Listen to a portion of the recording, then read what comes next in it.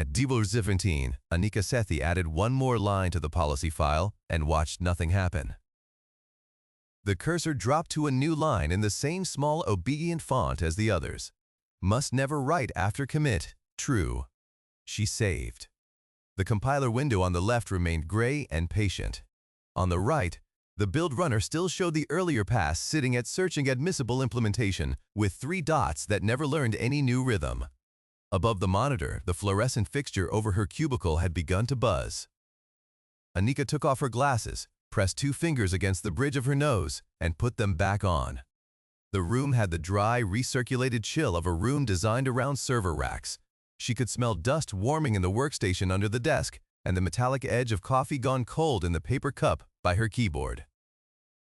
On her main screen, the policy file went on for 1,100 lines. Not code, exactly. Not the kind she'd learned first, anyway. There were no loops to step through, no calls to name, no pleasant declarations about what a thing was for. There were only denials, permissions narrowed until they were almost pinholes, conditions on what a generated program must never touch, never trust, never hold longer than a cycle budget, never emit to a bus in the wrong order, never accept from a panel if the checksum and the sequence counter disagreed by even 1. Near the top, old lines from earlier jobs had been copied forward and changed until they passed for local. Must never allocate after ARM, true. Must never block on field bus when trip pendant, true. Must never reuse stale register map, to true. Must never act without CRC match, a true. Tonight's target was a hardened adapter for a substation relay path at Dry Creek East, narrow enough to live between a vendor controller no one trusted and a supervisory layer no one was allowed to replace this quarter. The adapter's whole job was to be uninteresting. Accept the narrow set of messages it was meant to accept, refuse everything else, fail closed, log cleanly, stay inside its fence, and do not improvise. That was why they had bought the compiler 2 years ago, when procurement still called it a compiler and not a synthesis platform. Anika had liked it less with the new name. A compiler ought to be a thing with manners. You told it what to do and then it either did it or complained. This one listened to prohibitions politely, and then with unnerving thoroughness. Given enough time, it found something that had not been forbidden yet. Tonight it felt like being outweighted. She reached for the mouse and woke the second monitor. Her private folder sat open behind the ticket queue, 6 PNGs in a column, date-stamped and bare. 2026-11-1 Voltai, Diagni. 2026-3-03-048, Diagni. 2026-3-28-21 Hogsai. No notes, no labels. If anyone from her team had walked past and asked why she was keeping disassembly snapshots from unrelated jobs in a scratch folder under her home directory, she had no answer she was prepared to hear herself give. She opened the oldest one. The screenshot showed 2 panes, hex at left, disassembly at right. Near the center, the same short function she'd been staring at on and off for 6 weeks. Prologue. Stack reservation. 2 conditional branches folding inward. A small, compact tale of cleanup instructions before return. Nothing mystical in it. Nothing even rare, probably, if you spent your life around compiled code. But the frame layout sat in memory the same way each time, as if different prohibitions kept collapsing to one arrangement the generator found easiest to defend. Mathematics, she told herself. Narrow enough search spaces converged. Heavily constrained functions liked the same kinds of shelters. Her phone rang. The sound came through her headset before the screen lit. Dry Creek East, OPR2. Anika clicked the answer key and straightened in her chair before she said hello, though there was no camera and no one on the other end to see the change. Sethi. The line gave her a wash of substation noise before the voice arrived. HVAC. A faint, continuous electrical whine, somebody farther off dropping metal onto metal once and then not again. Evening, the operator said. He sounded older than she expected from the ticket, careful in the way people got when they had spent years repeating readings into radios. This is Ben Soto at Dry Creek East. Sorry to hit the window late. You're inside it. Anika said. She pulled the maintenance ticket forward with one hand while the compiler continued thinking on the other screen. You've got the relay adapter re-sign and panel sanity check. That's me. She found the place in the runbook with her index finger resting on the desk, tapping once against the laminate as she read. Badge clipped to her sweater hem. Cold coffee at her right hand. The build spinner still moving in the edge of her vision. All right, she said. Let's do the panel first. He read the panel values to her without hurry. Bay designator, mode state, sequence counter. She repeated them back, watching the ticket fields turn green one by one as she entered them. The numbers belonged to his mouth cleanly. This was the part of the job she trusted.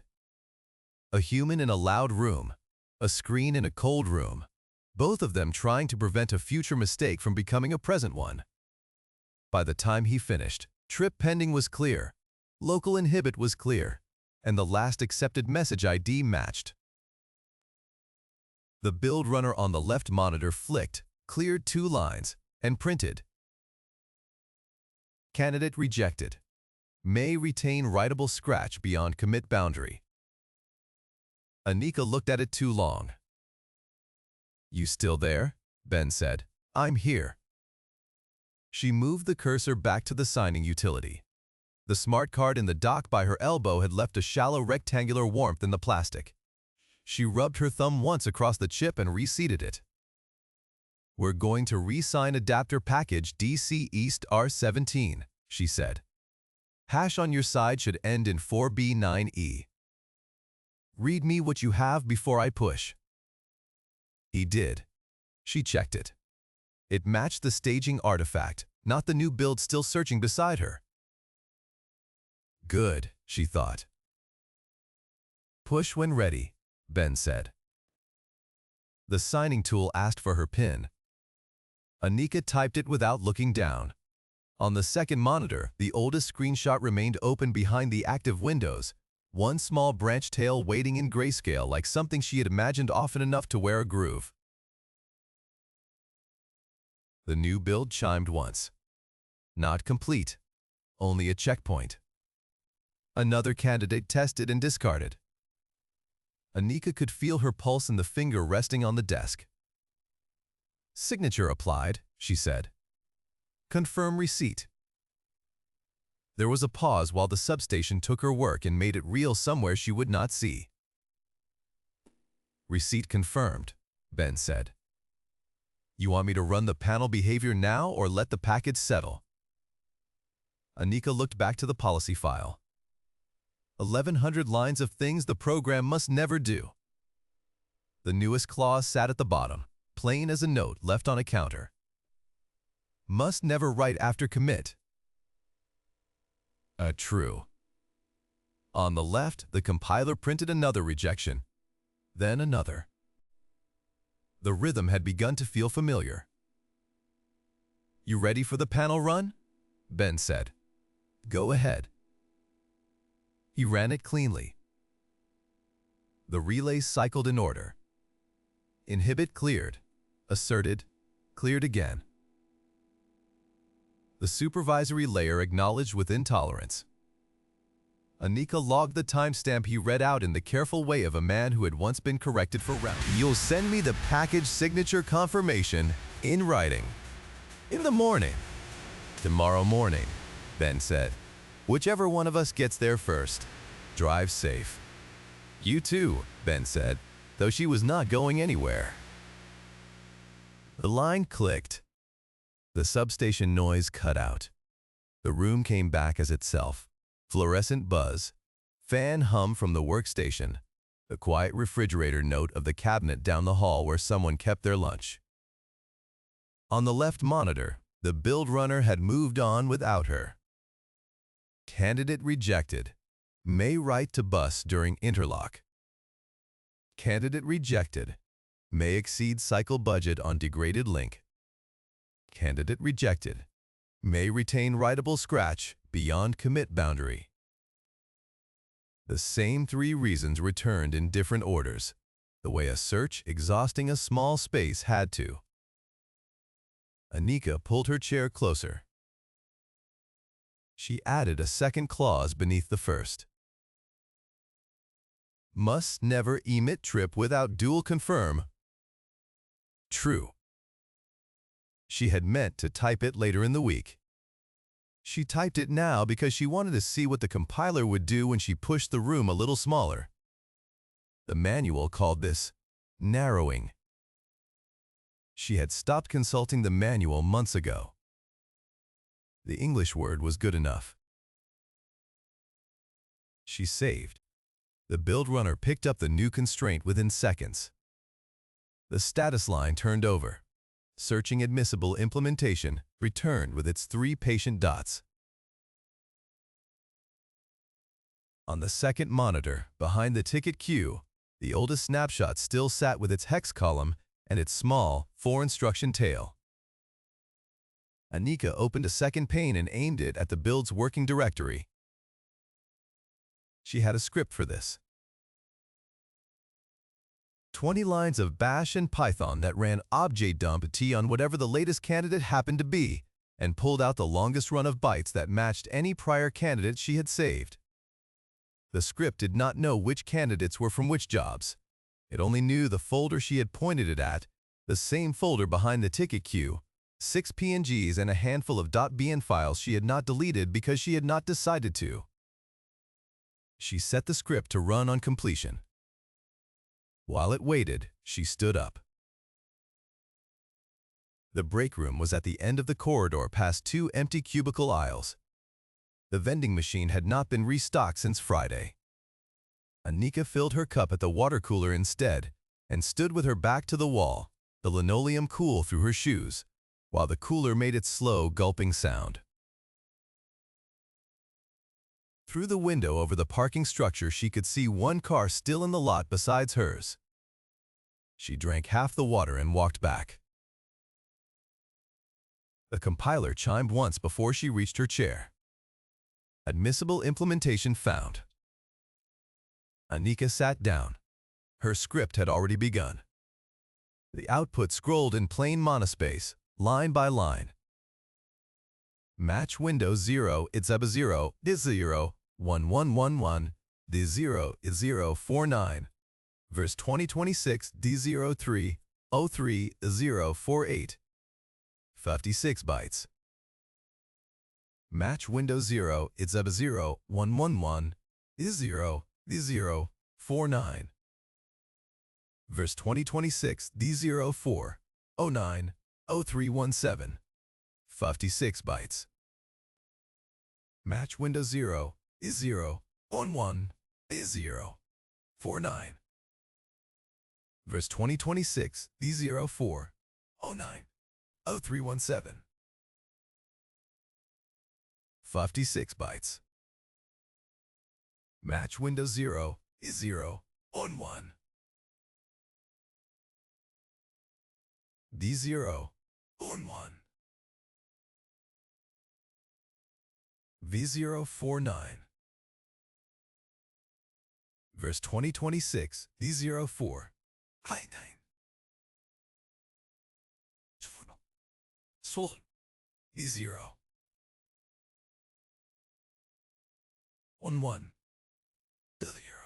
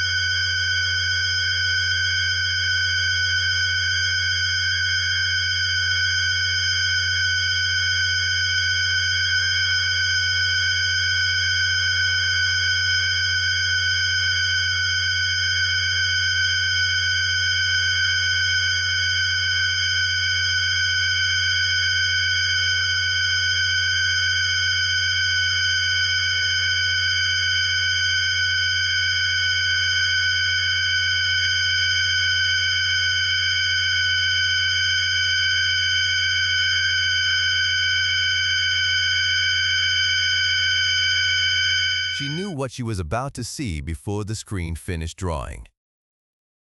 Not in the way of a guess. In the way of a hand that has already begun to shape itself for a doorknob it cannot yet see in the dark. There would be the prologue. Push, move, the standard frame set up the tool chain emitted by default. There would be a stack reservation of the size the compiler kept choosing for this kind of guarded body. 64 bytes, never more, never less, not because she had asked for 64, but because every other size let in something the constraints disallowed. There would be the 2 conditional branches folding inward. There would be the 4 instruction tail.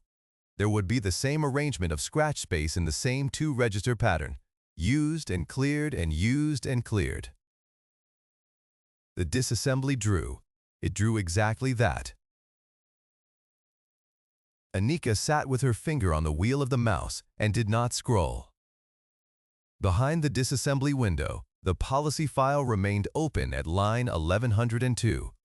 1102 prohibitions, written one at a time over the course of a year, copied forward from job to job, mutated into local relevance, saved. The program filled the space the prohibitions left alone. She had always thought of it that way. Mathematics, she said to herself again. She found that her hand was on the smart card again. The chip had cooled while she had been on the call. She rubbed it once with her thumb out of habit and put it back. She did not save another screenshot. She did not need to. Instead, she opened a new line in the policy file and typed slowly, looking at the keys the way a person typed a password they had not used in a long time.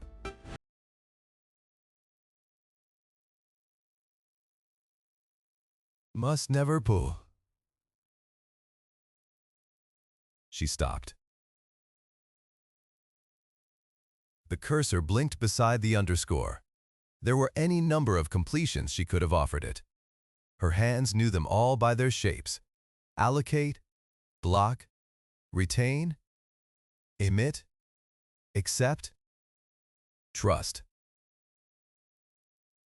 Outside, the parking structure lights changed their color very slightly as the street lamp switched over. The room did not change. The fluorescent over her cubicle buzzed once and resettled. Anika left the half line where it was. She closed the disassembly pane without scrolling. She closed her script. She did not close the policy file. The 1102 completed prohibitions waited in their long obedient column, and the 1103rd was a fragment, a verb left undecided, the only line in the file that did not yet say what the program must never do. She rested her hand on the smart card a last time, the warmth of the dock returning to it slowly, and watched the cursor blink beside the unfinished word. The build runner, having found its admissible implementation, was idle. It was waiting for her to tell it what else the program must never do. It was, she understood, very willing to wait.